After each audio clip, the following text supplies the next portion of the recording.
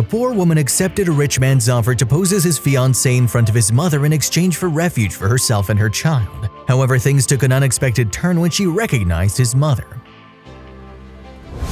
Millionaire businessman George Miller was finally driving from Florida to Canada to see his mother Olivia Miller after she'd been bombarding him with messages and calls for a week, emotionally blackmailing him about how he'd forgotten her and not bothered to meet her even once in the past few months. George, a textile merchant in Florida, couldn't say no to his mother and assured her he'd be home the following weekend. However, instead of flying home, he chose to drive since he needed some time for himself to consider how he'd battle his mother's persuasion to get married, something she'd been obsessed about recently. "Georgie," she told him on a call last week, "you have everything that a woman would want. Why don't you find a girl for yourself and settle down? If it's too much trouble, I can look up some girls for you." Mom," George had fallen silent on the call. "You see, I'm extremely busy with work right now, and after—" "Busy? You have your whole life to do these things, do you understand?" she insisted. "You're coming home this weekend and we're talking to an agent for some marriage proposals. Mrs. Lawson, our neighbor, she told me about this matchmaker and she said he'll find you a partner in no time." Okay, Mom, whatever you think is right," he said quietly and disconnected the call. He had no plans of getting hitched anytime soon, but he didn't want to turn down his mother's request as she'd been quite lonely after the death of his stepfather. So to save the elderly lady any further heartache, George decided to pay her a visit. When he was halfway through the journey, his gaze was drawn to a bus parked at one end, loading people into it like cattle. Their bodies were rubbing against one another and the muscular men were shoving the other passengers aside. George had almost sped his car away, but then he noticed something in the rearview mirror that caused him to come to a halt. He noticed a woman with a baby in her arms pleading for help. She begged the driver to let her in, but he threw her stuff aside and drove away. She began sobbing hopelessly, and George couldn't understand why he felt compelled to assist her, but he couldn't see her in that state. He drove back swiftly, and when he came to a stop in front of her, he pulled down his window and asked, "Excuse me, may I help you?"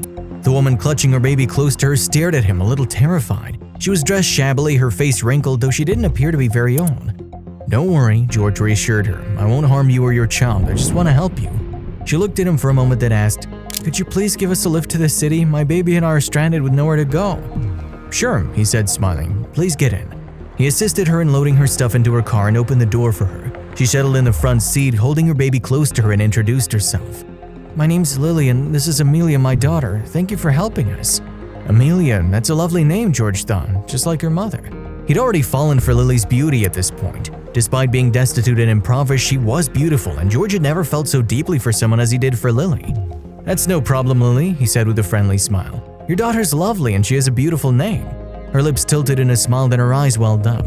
"She looks a lot like her father. If only he were with us today, we wouldn't have to endure this," she whispered. And George noticed how tears quickly replaced her grin. He was worried about what would happen if he told her about the idea that was forming in his head.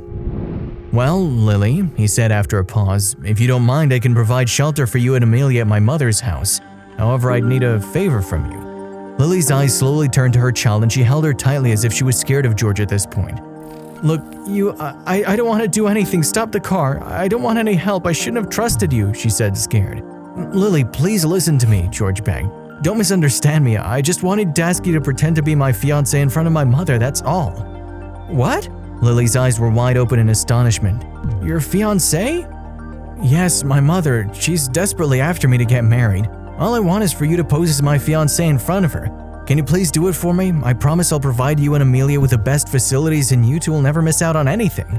Lily paused for a moment and nodded in response to George's request, considering she was alone, homeless, and with a 1-year-old baby daughter to care for.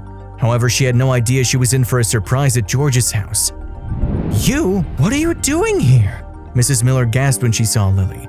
"Mom, what's wrong? Do you know Lily? I ran into her on the way and she needed help, so—" "Georgie," Mrs. Miller said, trembling. She's Max's wife, Lily, of course I know her." Georgie couldn't believe his ears. He turned around to face Lily, who was sobbing by now.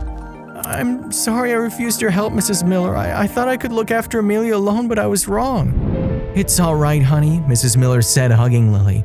"Come in, I told you to take my help, but the kids these days—" Mrs. Miller brought Lily inside and served her tea and cookies. Then she took Amelia in her arms and started rocking her.